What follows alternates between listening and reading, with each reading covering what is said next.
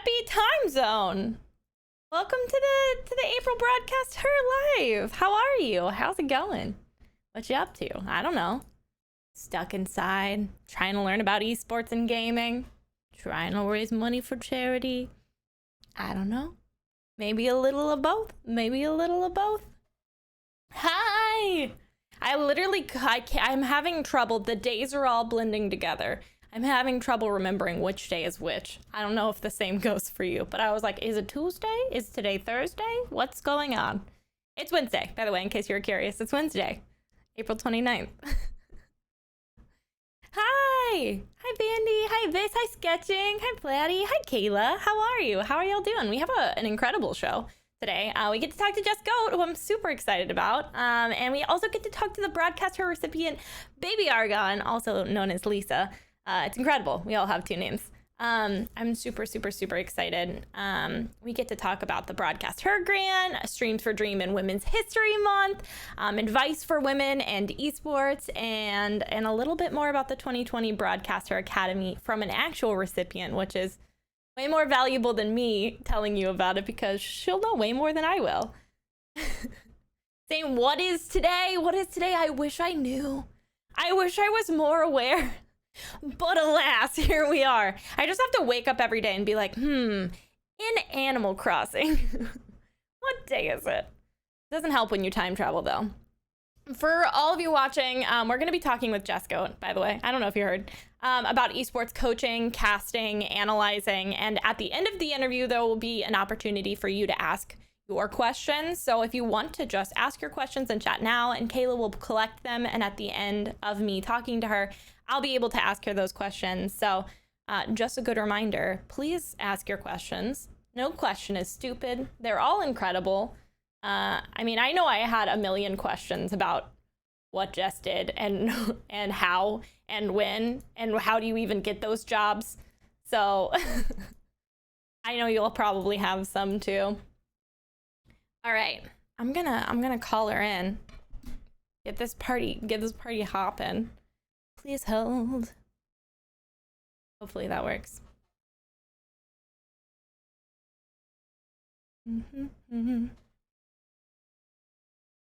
Hello. Oh my God! You know what? For a second, I forgot you had an accent. It's yeah. You know what? You're forgiven for that. I'll forgive you for that. Thank you. It's been a minute since I've heard your voice. Do you want to do video or do you want to just do voice? I can do a video. Give me 1 second because I am having a little issue here because I cannot see you. Oh, sorry. You might not be able to see me because my video is on stream. So you'll have to just watch stream to see my beautiful face. Wait, am I on? Let me see. Ha! I see it. I see your face. You did it. You crushed it. Oh my God. Hello. Hi. Hi. Sorry, I didn't mean to scream at you. Hold on. Let me pull this up. There we go. Hello. Hello. How are you? Long time no see. I know, literally long time no see. I'm well, just stuck in the house. How are you? Well, I am also stuck in the house, but probably more like intensely than most of the world because my country was like. Yeah, it's really intense over there, huh? Yeah, I mean, we have some of the lowest curve in the world, I guess, because we just went so strict so fast. So yeah, I guess I'm lucky in that regard, but also like unlucky, I guess. I don't know how you want to look at it, but yeah. I was just thinking, anyway, like, I don't know if I'm centered or not, by the way. I don't know, which way does my camera need to go? I think the other way. The other way. Not that way. Me, every time I start a stream, I'm like, am I over here or over here? Yeah. She's a little quiet. All right, turn her up. There we go. All right. It Perfect. may be because look, I keep turning it the wrong way. See, Luxie, this is why I could never. I'm sorry. I think you're going. Yeah. I could never do this. I can center. I think you're fine. Did I do it? I did it. Look at my fluffy hair. Look at this. This is because it is so dry here in Australia at the moment. It's crazy. I mean, dry is.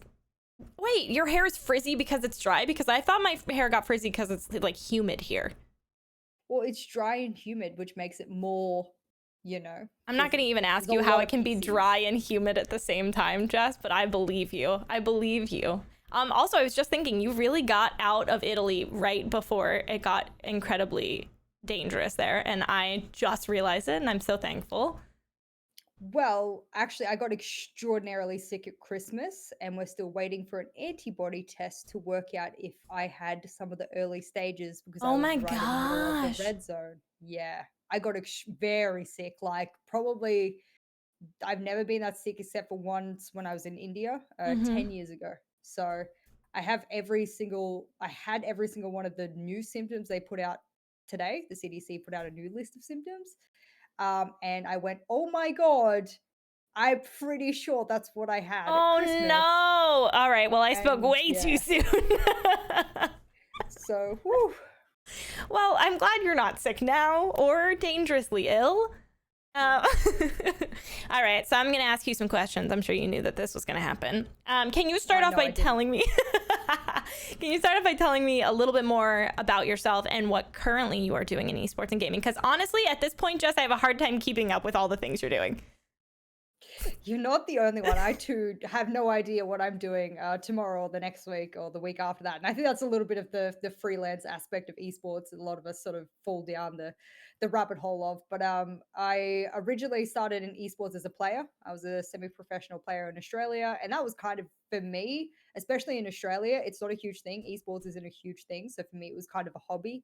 I was teaching at a university at the time and around my own business. I was far more interested in my criminological career at the time, and that just was something I did at nighttime. I guess as a hobby kind of thing. And then my partner at the time was Swiss, and there was sort of like some talk about whether or not I'd like to live over there for a while, learn some of the languages, etc., etc. And I was like, yeah, why not?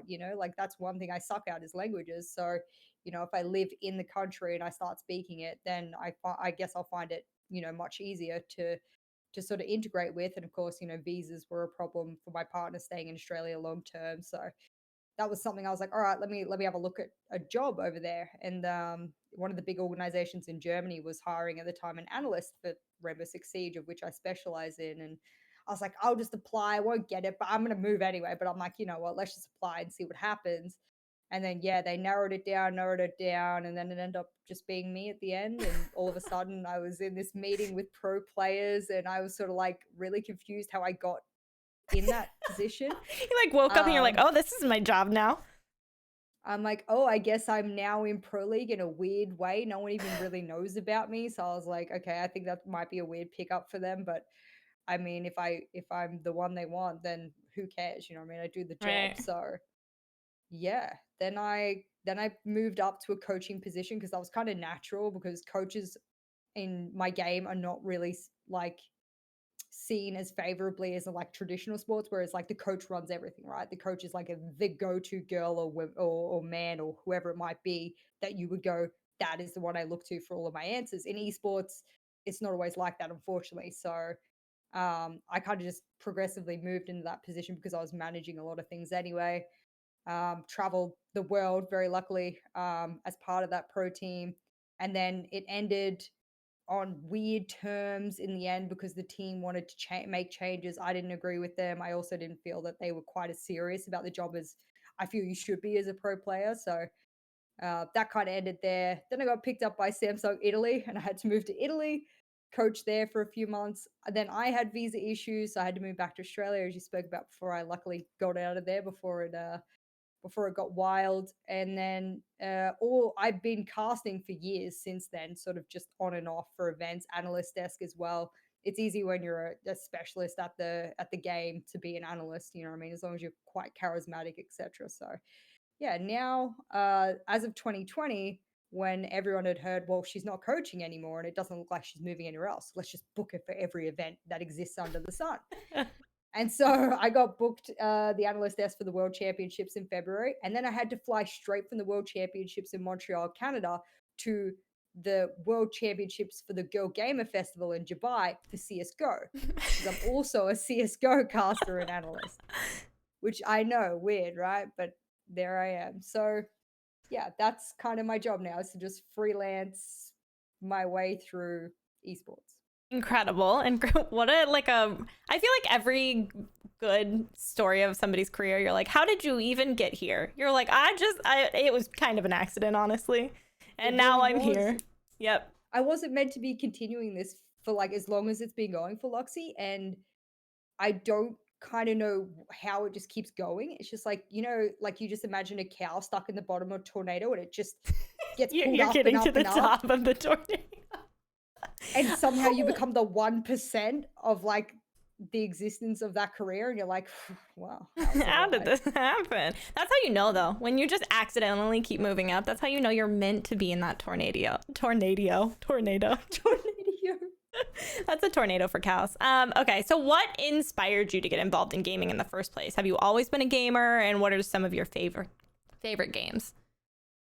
Well, I've been gaming since the PlayStation 1, which my memory is awfully bad as a child, so I can't say how old I was then. I'm going to assume, sort of primary school age. But I've been gaming for a heck of a long time. I guess I've been actually properly gaming FPS wise for 10 years now. It's been 10 years because I would have started that in 2010, 2009 even maybe. So those were my high school years when I started gaming properly. And then, it's been about 10 years now of just gaming. I've games like Skyrim, for example, they sucked me in from a storyline perspective. And then then competitively, I got into Call of Duty Black Ops, and that was where like I just sunk thousands of hours into it really quickly. And I knew it was just going to be one of those things I always did. I didn't know I'd do it at this kind of level, but I always knew it would be something I'd be interested in. Yeah. Awesome. How did you start your tourney on Twitch and esports? Twitch was kind of one of those things that I was just like, if I'm going to play the game, I might as well stream it. Like in my head, I was like, why don't I just stream it? Because if I'm going to play obnoxious hours every week anyway, like why would I not just stream it at the same time? Because there's possibility for, creating a community and, subscribing and all that kind of stuff. And I was pretty new to it. And I would say I've only really been properly streaming for a year and a half. But of course, I've had my Twitch for longer than that. And I didn't really start taking it seriously until I did move over to Switzerland. And I was the professional coach there for esports. And it took 3 months of me being a nobody to suddenly somehow being a huge somebody in the pro league scene. And that's when I went, ooh, I now have this huge audience that I otherwise didn't have before. So I was like, yeah, I might as well harness that to the best of my ability. Yeah, you're like, I'm going to take this and I'm going to put it on the internet. People will watch me. I mean, 1,000%. Yeah. That's the best way to do it. You're like, all of a sudden people are interested in me. Perfect. Watch me play this game. Please. Okay. Were there any stepping stones in your journey to get you to where you are today as a caster and analyst? As a caster and analyst specifically, I think I've got to give a huge shout out to one of the guys that gave me a really big go he's from Singapore. He's known as Imphian, and he was the first one to kind of get me into casting, and he made me cast Southeast Asian Pro League with him back when I lived in Australia, back when I was playing sort of competitively a bit and whatnot. And then I casted or commentated, if for lack thereof, many other small leagues in Australia and those kind of things. And I didn't realize that at the time that kind of experience would gear me up for future very big jobs with, very big pay brackets in the end. And I think that's, had I have not done that, I wouldn't have been able to prove experience for my first. And I don't know which one came first. Memory's horrible, I know, but either it was I had to go to Manchester and I did an analyst desk there for the spring finals, for the UK finals. And then I also did an analyst desk in the Netherlands for the Benelux finals. And both those being on the desk gave me so much ammunition to say, well, I'm literally being on camera and like in a broadcasting studio, like however many times. And I'd also done one in Sweden for a CSGO Women's League finals. So I had so much experience, I guess. And I do it like this because you could get experience a million ways with casting or commentating and stuff like that. But I just happened to be getting these gigs I probably wasn't really qualified enough to be getting. So the stepping stones would kind of raise your head, have the confidence and the guts to go for it. Otherwise, someone else will take that spot. Just having the gall to be like, yeah, okay, I'll do it. And then later in your room, you're like, can I do this? I guess I'm doing it. That was me at my whole life. I'm like, I'll do it. I'm sitting in the World Championships and there's like a 5,000 people in the crowd. And I'm like, how did I even get in this position? I'd been at the World Championships as a coach the year previous. And now I'm standing there as one of like 10, 12 max, like talent that's booked for this entire thing. And everyone's on a big pay bracket for it. And that you question yourself because you don't know if you possess what it takes to get paid what you're getting paid, and let alone provide the content that's required at a world championship level. You cannot go higher than that in my game. So I was like, this is ridiculous. I still think about it now. There was a few things I would have changed, but yeah, it is what it is. You either do it or you don't. So Yeah, and you did it.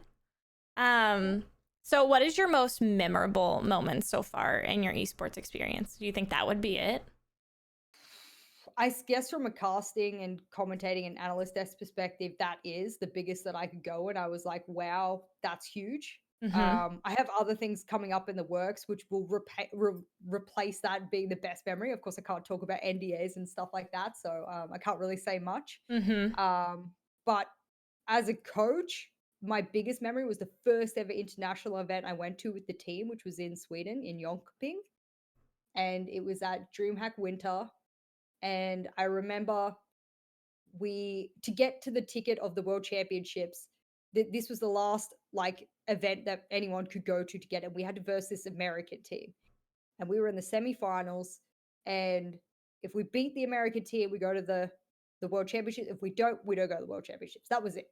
And so there was so much weight on my shoulders to help get the boys to the grand finals, because I was like, oh my god, like if we don't make this, then we don't make World Championship. What do I do? And so I remember I said to the boys, I want to go and do the map bands by myself. So leave me alone to do the map bands. Don't want you there with me. I need myself in my head to do it, music in my ears to understand, analyze it correctly. And they were like, oh, and as you would, like some chick rocking up as your new coach. Yeah, they chose me, but that's a lot of trust to put in someone on such a big game. And they said to me, Jess, we don't want to play consulate. We hate the map consulate. So I get to the bands, and we're banding along and everything, and we get down to the last two maps, and it's the map they said they don't want to play, the hate, and another map which I had personally felt the team struggled on. Oh I was no, like, no. no. So I was like, God, I make a decision here to put the boys in a bad mood, or I make a decision that I professionally believe to be the right decision. And I'm standing there for so long going, I don't know. And I said to the dude who marks the shit, I said, give me a minute. I said, I need to turn around and think. And so I've turned around, I'm thinking, I'm like, the boys are going to hate me, but I think I'm right. I think if we chose border, it would be a bad choice. I think we really need to pick consulate. And I was like, stuff it. I turned around, I said, we pick consulate. I go back to the boys and I tell them, they're like, how did consulate happen? And I'm like, boys, just trust me, just trust me. And we went to that final map of consulate and we blitzed through it. And I said to the boys, you gotta trust me. Said, we're going World Championships because you gotta trust me. Oh, it's so good. That's my favorite story of esports. Because you're like, I made the right decision.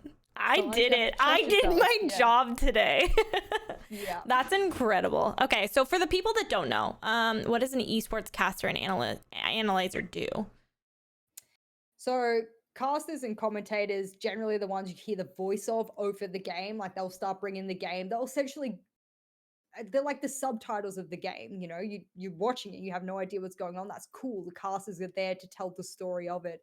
And then, of course, generally you have two types of commentators. There's a play-by-play, which tells you what you're seeing, and then there's a color caster, which explains more intricately, like an analyst would, what's going on, why it's happening, speculation, assumptions, etc. So that's what a commentator does, and they're there to just tell the story. Like if you're watching a football game or a horse racing, for example, which is really important, the commentators there become, the highlight of it because they're giving you everything that you might otherwise not be able to understand. So that's what commentators do. And then analysts are meant to be the experts at the game, the utmost experts. They're people who can stand on a desk between games and go, this is what happened, this is why it happened, this is what we expect, this is why it went wrong, everything. Break it down to the the fine tooth comb essentially. So that's mostly my job. I do love commentating and casting.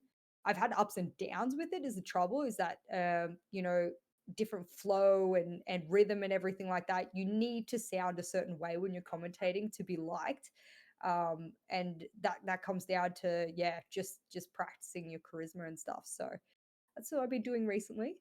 Bit more casting with a couple of different companies and stuff like that. So it's been really good. But yeah, I that's like what to imagine just like you alone in your room practicing being charismatic. You're like, all right, today we're just gonna just practice a little charisma.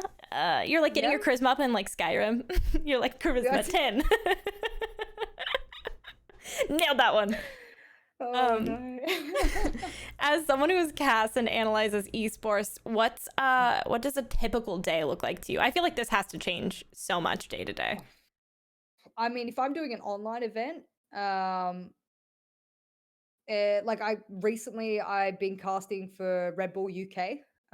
They've been doing a community cup, so for me, that's like a 12-hour day of casting.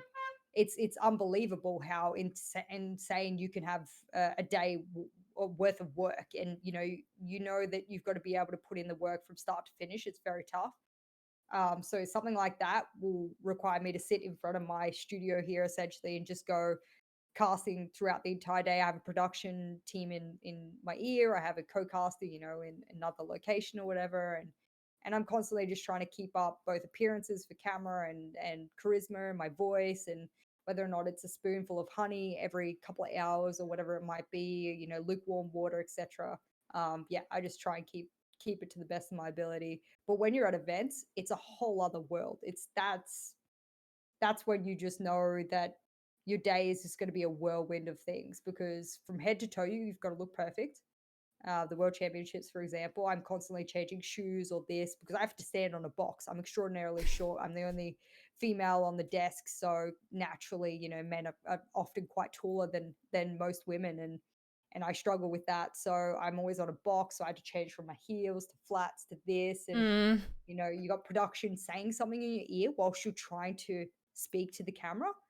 And that's one thing I never thought that I would ever be able to learn, is how to listen, comprehend, and speak at the same time and think of my own thoughts all at once. That stresses me out to just think about, honestly. But you learned it. It's like riding a bike. Yeah, it's a really hard bike with like flat tires. And it's a hard bike where somebody's like, you're riding and somebody's just yelling into your ear next to you and you're like, okay, I'm doing it. I've got it.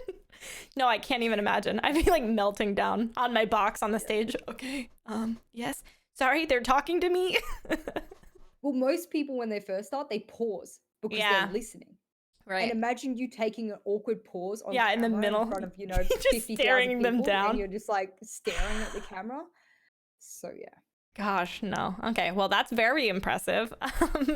So how did you score your role as a caster? I feel like we talked about this a little bit in your previous work as a coach. And what sort of tips would you give to someone who is just getting started in esports? I think that's the important part. Oh, well, there's so many avenues in esports, and for whatever reason, I've been in almost all of them: player, managing, coaching, analyst, analyst desk, casting, etc. There's so many ways you can go, and I guess to be a little bit real about it is, if you do want to go into esports, be sure it's what you want to do, because no one goes into esports for the money. Unless you have some freakish robotic ability about you, you don't go into it for the money. You can get lucky like I did. And I say lucky, I actually don't use the word lucky often, because I do feel like I put in a lot of hard work, and I have put in a lot of hard work to get where I am. I think there's a little bit of luck on the timing and the needs and the way that I guess pushed and prodded, to get into certain positions. So a little bit of tenacity there maybe helped me. But yeah, make sure it's what you want to do, because you need passion to stay in this community. And if you want to be a caster or commentator, you have to start all the way down the bottom, and you don't start getting paid until you start hitting like tier 2, which is like, I don't know, I'm going to assume you need 1 to 2 years worth of casting experience before you'll even be let into a paid position properly, a properly paid position, I should say. You'll get casting gigs left, right, and center, maybe online and stuff like that, but the time that you get paid for is like almost non-existent, really. So yeah, it can be hard. It's a ruthless industry, so you got to be certain it's what you want to do and it's something that you practice. Otherwise, you'll be left in kind of like that mediocre zone Mm-hmm. where so many people leave esports because they can't live off of it. Mm-hmm. And I think that's the heartbreaking part of it. Yeah. Yeah, honestly, it sounds a lot like Twitch. There's like this, there's so Yeah. many, and you have to push past so many people. You just got to be like, am I sure I want to do this? Because so much effort constantly all the time, and so many talking to so many people. Yeah, and putting yourself in a lot of positions. You were like, am I sure I want to put myself in this position? Yeah, exactly. So for a day, what sort of preparation do you go through before a game day? Like as a competitor or a caster, do you have like rituals? Do you like scream? Do you vocal? You know, everybody has a really weird like before stream or before game ritual. Yeah. Or I kind of copied a couple other casters who I met early on in my casting career. They have like sort of like voice rituals they go to, kind of like I guess before someone does singing, they go la la la la la, and just see how their voice goes in different ranges. And for me, I actually don't do that a lot. For me, my problem with commentating specifically is that I can often get too hype, and with higher pitched voices, you have to be extraordinarily careful what you do with that hype because it can come through extraordinarily squeaky on microphones and broadcasts and stuff like that. And not only that, I mean, I think women as a whole, being a caster, are scrutinized 10 times more than most males in casting. So you have to be careful how manic you sound, for lack of better phrases. You have to seem controlled. There has to be a good flow and rhythm to it. So for me, I actually try and listen to like really relaxed music, slow down my heart rate. Yeah, say some words out in my head constantly. I'm a word thinker in my head, so I can think out in full sentences. So I'm very lucky that way. Yeah. Yeah, you want to share that with me? Because I do not have. My brain's like, here's like one word. Do you want to make a sentence out of that? Go ahead. Try your hardest. Well, that's actually scientifically true, is that some people literally cannot put full sentences in their brain. That's me. That's good. Thank God it's scientifically proven. You're very artsy, because I can't even draw a stick figure. Okay, that's a lie, because I'm almost positive I've seen some of your art. What art? I'm pretty sure you posted art in our chat one time. Am I wrong? Didn't you like draw one of your tattoos or something? No. Oh, frick. All right. Maybe you're not just artsy. Maybe you're not. But I also feel like there's like, especially from the analytical like portion of your, you know what I mean? Like it's a very different brain, I think, than I have. It's like there's the very artsy, and then there's the very like, I can analyze this, and I'm very scientific, and I have full sentences, and I thought out what I was going to say before I said it, which is a very important thing to have, especially as a caster. Yeah. So do you feel like you faced any major challenges getting your foot in the door of esports? Do you feel as though being a woman may have affected some of those challenges? I'm going to talk on both sides of that really quickly, because I think that's a really important thing to bring up.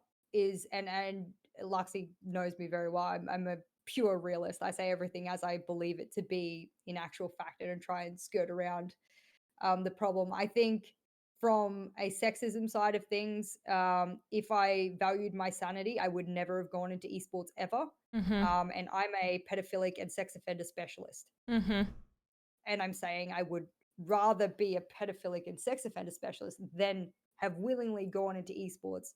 Mind you, I got to travel the world, learn languages, meet a lot of brilliant people. I feel there's more toxicity in what I've seen in esports, in that kind of community, especially towards women. And I cop it every month. I wouldn't say that I would always cop it because I'm a woman. I think it's because of my personality, and I happen to be a woman. I come across as quite blunt, and I think that that's something that people aren't used to seeing women like. So I think that's the problem, is that there's a specified archetype that women need to fit into.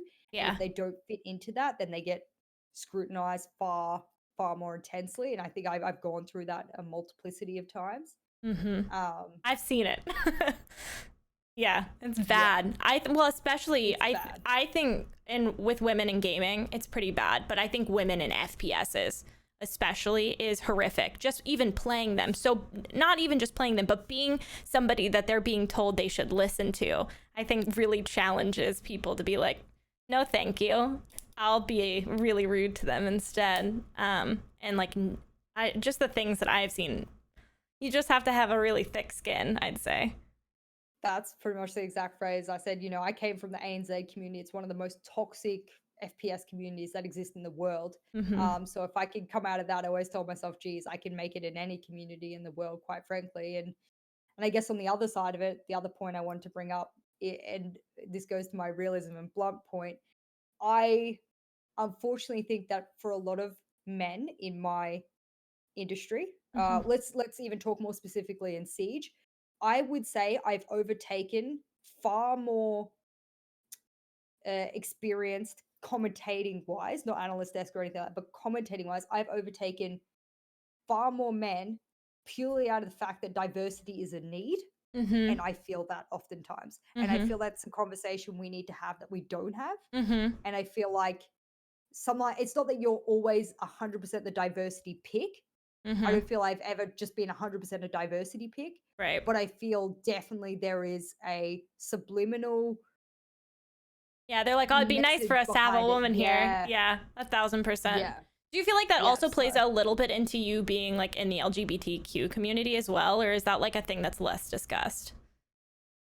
No one's ever really made a thing out of me being part of the LGBT See, that's community. what I was thinking. Like all of your hate, I never really see that be brought up. They're mostly just like, she's a lady. I have to listen to this lady. Yeah, it's never brought up that I have a female partner or anything like that. Nothing. In fact, I would say most people like my partner way more than me. I'll be really honest. She's an angel. So, most of the community, is really fond of my partner. So, I think I'm very lucky in that regard. I think if I was a male and I was part of the LGBT community, it would be very different. Yeah, I can see that. It's really hard for men to wrap their head around gay men for some reason, but they're like, oh, lesbians, we're really used to them. Well, yeah, I think it's a lot of insecurity there. But gosh, excuse me, because it just turned morning and go ahead. I thought there was a bee and I was very worried. Let's see if this goes. Oh, it does. Excellent. Amazing. Excuse me, I got locked down in my grandparents' house, so I'm just getting used to the whole layout of everything. You're like, oh, it's new here. Okay, so do you think you have any other essential tips or info for gamers, aspiring esports pros, or any others in gaming or chasing that dream? Gotta have thick skin, male or female. I'll be honest, you've got to have thick skin. You are going to enter a very, very, very young community. They're all quite young in the head and physically and age wise and everything. A lot of them have never worked in a professional environment ever.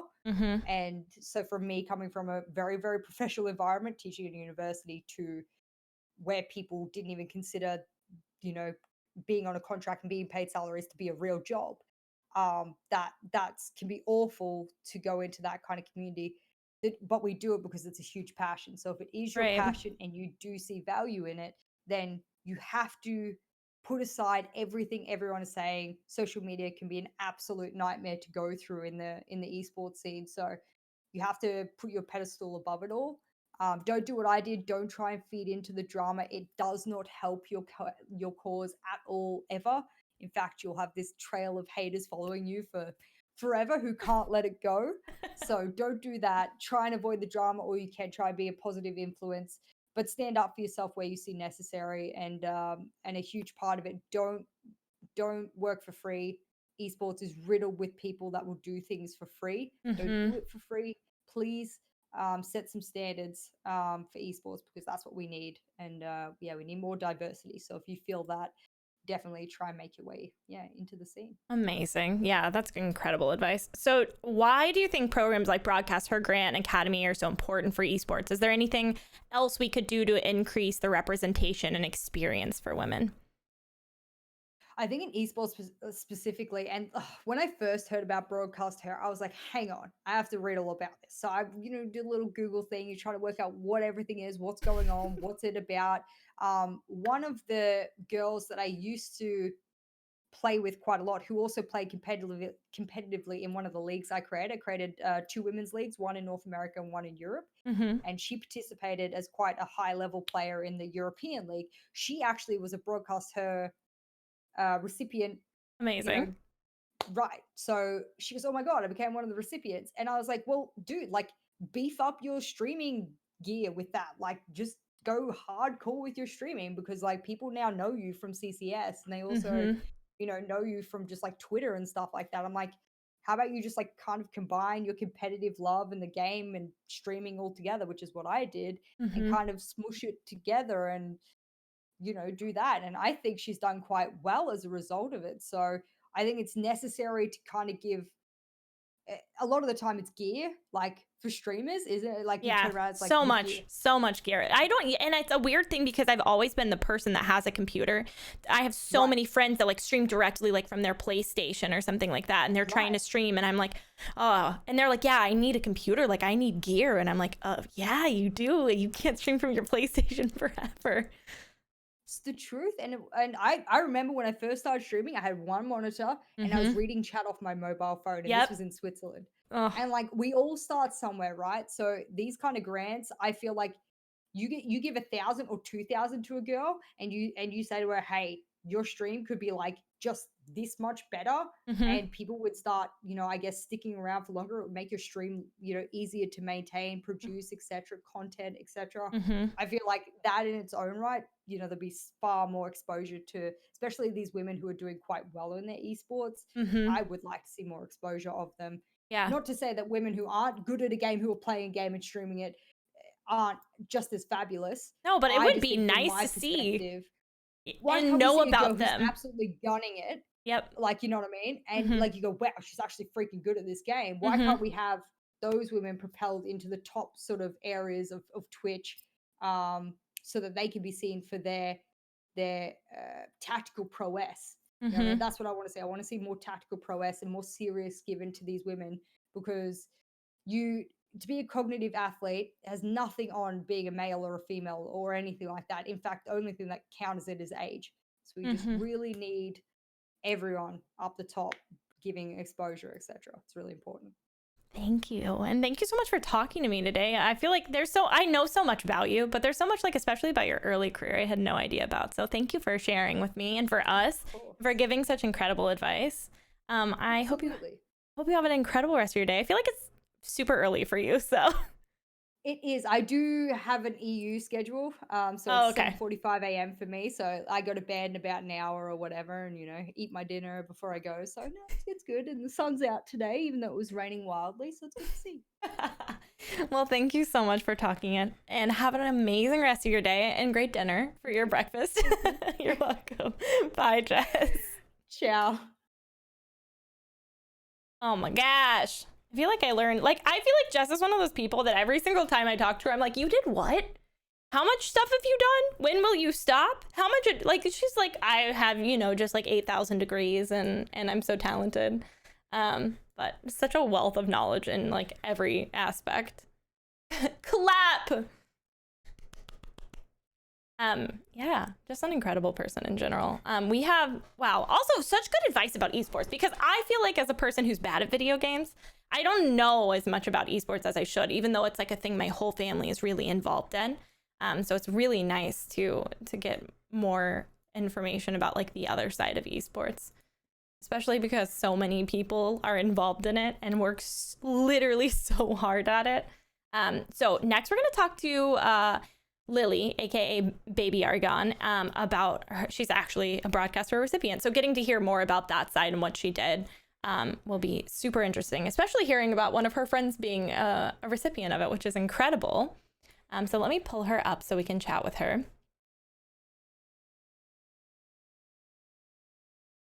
Perfect. She's going to answer and hear me whispering in her back. She is! Hello! Hi, how's it going? Amazing. How are you today? Oh, you may be muted. Or maybe it's me. There we go. Okay, perfect. Can everybody hear me now? Yes, I can. I can hear you. Hello, how's it going? Perfect. It's going really well, thank you. How are you? I'm great. I'm great. Having a day. I feel like every day in quarantine makes me feel a little bit weirder, and I'm just like getting to weird rock bottom. But otherwise, I'm great. At least you can tell what day it is. I think I'm just like, how many days has it been? What do you mean it's been Oh, like I literally, 2 yeah, days? it's been so, why is time ticking by so slowly and so quickly at the same time? Okay, so could you tell us a little bit more about you, what you currently do in gaming, and what your dream in esports and gaming is? Sure. I am actually the executive director and creator of Women in Gaming at California State University, Fullerton. That is I just amazing. Yeah, I decided to create an advocacy group within CSUF Gaming and Esports to help, promote a more positive gaming community and like a safe haven and raise awareness on the gender gap that we see in video gaming and esports for women. So I'm just like, I really want to make this happen, and so I did. So and it's going really really well so far. We host like tournaments, we host events, and people come out to them and they enjoy themselves and have such a great time. I'm also a collegiate Overwatch player, so I am on one of the junior varsity teams as their flex support, and that's been an experience. We participate in test fit tournaments all the time. So it was just the transition from casual Overwatch to competitive Overwatch was just ridiculous. I was just like, this is what it takes to be like an actual competitive gamer, and it's that's so eye opening. That's amazing. Also, I like I wanted to see it happen, so I made it happen is chef's kiss. So good. I love that. So what inspired you to pursue a career in gaming? Believe it or not, I was actually pre-med for 7 years in during my college career. So I was actually on my way to becoming an MD, an anesthesiologist. Oh my And gosh. then yeah, and then I came to Cal State Fullerton and I saw how dominant esports was becoming. And I was just like, if there's any chance of you pursuing your passion in video games, it's right now. And I did what like other people like wouldn't have done. I changed my major, like already like almost finished with my degree, and I was like, I have to do this. I have to make myself like propel myself into this industry no matter how long it's going to take me. That is literally incredible. I feel like everybody that goes into esports is like, yeah. I was going to be like a criminologist. I was going to be an anesthesiologist. But I just, you know what? One day esports basically slapped me in the face. So as a streamer, what do you typically broadcast and how would you describe your stream to a new viewer? I typically broadcast like being a collegiate player, I typically broadcast like our practices, our scrims. Sometimes I'll do like our test bed tournaments. So you usually do like those like twice a week or so. Lately I've been doing a lot of casual streaming, so I'll be playing League of Legends and just having fun with my friends. We'll be screaming our heads off and just like it'll be from like team communication and like play by play to like us like laughing about like tacos or just like anything random that's going on anywhere else. I love that. Do you think you've faced any challenges as a woman in gaming, esports, and broadcasting? I honestly think it's because I'm a woman that I face more hurdles than most. Hmm. I mean, and this being online and in person, I mean, on a daily basis, like I deal with like discrimination, sexual harassment, Hmm. and it's like, and all these negative connotations people have about like women, like in video games that we can't play and then we're not getting enough and everything. So Hmm. I face that on a daily basis, and I think that's more challenges than other people would face. But the important thing is, it's just like at the end of the day, it's just water off a duck's back.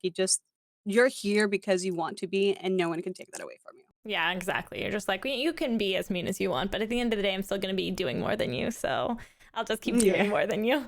So exactly. we know you're aiming to combat the discrimination women face in gaming with a special program at your school. So could you tell us a bit about women in gaming and what your role as the executive director does? Sure.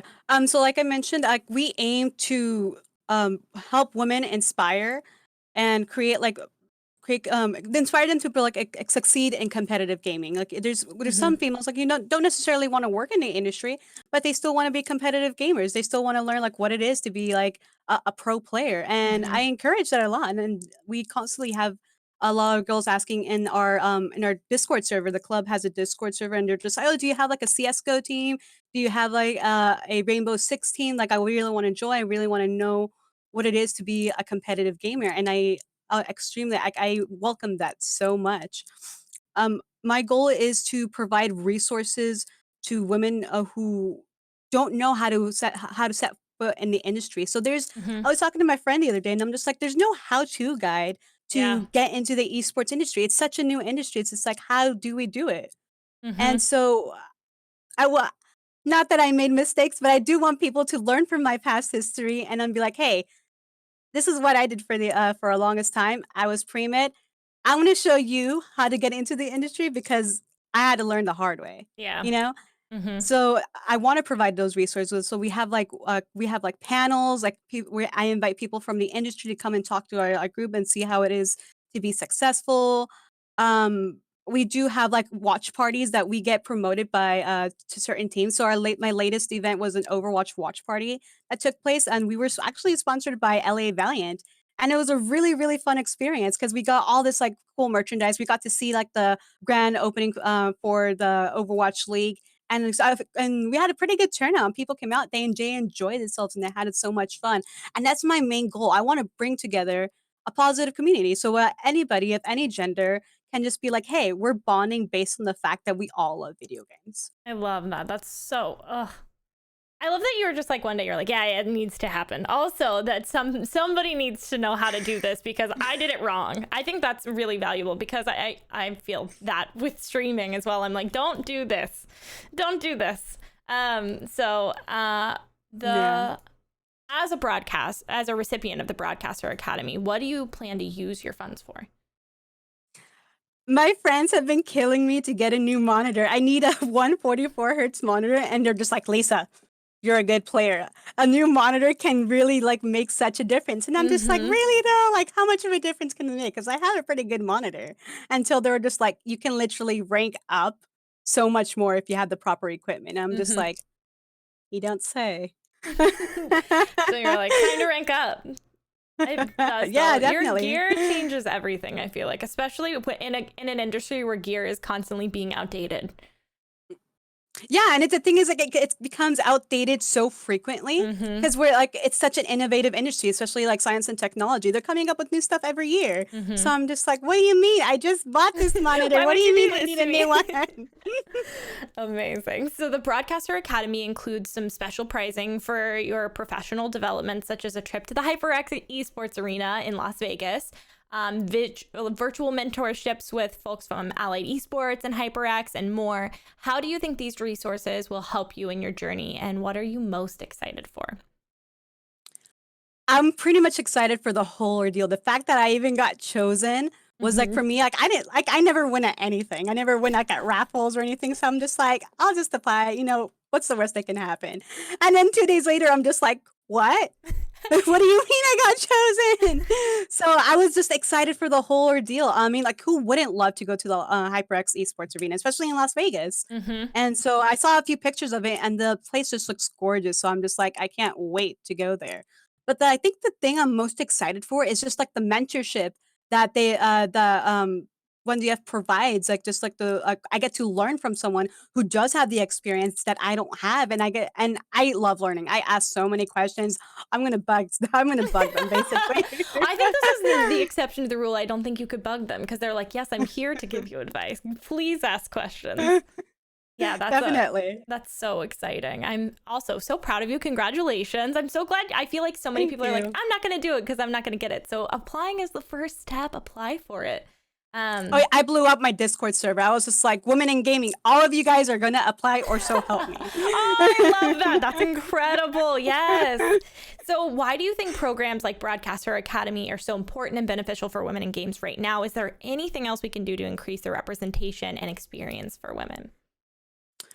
The thing I love about Broadcaster Academy, that they do extremely well, is that they celebrate being a woman, Mm-hmm. and I think that's something that a lot of women like are uncomfortable with or don't see themselves doing. Mm-hmm. It's just because like we don't see it often, and so we see Broadcaster Academy like sharing other people's success stories. What we're doing right now, like having interviews, like sharing experiences, things other people can learn about. It makes people like me and other females want to come out of hiding, want to unmute their microphones and use it as a strength rather than, have like rather than let someone bring them down, because people are going to try to bring you down no matter what gender you are. But the fact that they emphasize, hey, being a woman is actually like it's a good thing, it's a strength that you have, use it towards your advantage. And that's for me is super important. I can't not emphasize that enough. 1,000%. And just it's so hard, I feel like, to hear other women's stories, because so many people are like told that they should be quiet instead of talking about what they're going through. So yeah, it's incredible to be able to hear just like how you've started something, because so many people are like, I can't do that. But hearing that you have done that is so important and valuable to other people. So thank you for sharing that with us. And thank you for speaking with us. Do you have any final tips for others in your field that are looking to begin their career in streaming and gaming? I would just say just do it anyway. You know, like even if you feel like no one's going to watch your stream, even if you feel like you're not a good enough player, even if you feel like, you know, like you're too shy and like whatever reason that you shouldn't do it, just do it anyway. Because honestly, what's the worst that can happen? The worst that can happen is you get chosen for a Broadcaster Academy grant. And like, you know, when you're in front of a camera, when you're in front of that spotlight and you're doing what you love, you're playing video games, you're just enjoying yourself, that's when you know where you belong and no one can take that away from you. 1,000%. Just please do it. Yeah, it's so important to just put yourself out there. Thank you so much for speaking with us and sharing your story. Congratulations. And I can't wait to see where you go from here. And to see you get to go to Las Vegas. I'm so excited for that. I hope you have an incredible rest of your day. Likewise. Thank you for having me. It was really great to being here for you guys today. Of course. Thank you. Bye. Bye. Hello. Hi. Jeez Louise. Like every single time somebody comes here and talks about what they're doing, I'm just like, how do we deserve any of these women just existing? I don't know.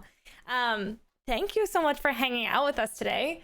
Thank you to Jess and Lisa for sharing their stories and what they're doing and how incredible they are to get their feet in the door and to keep pushing through an industry that sometimes is incredibly difficult and stressful to push through. Reminder that the BroadcastHER Academy grant, the BroadcastHER grant, is open until May 15th. So this is your chance at funding up to $2,000 for your broadcasting dreams. Like she said, just apply. It doesn't hurt. If you think that you could apply that and use that money towards you and your career, apply. Please do it. And thank you for an incredible third show. I cannot believe we've done 3 already. Stay tuned next month for some special announcements. Please stay safe, and all of our best wishes during these crazy and unprecedented times. Yeah, stay indoors, stay safe, and have an amazing day. Thank you so much, everybody. Have an amazing night or day or morning. See you later. See you next month.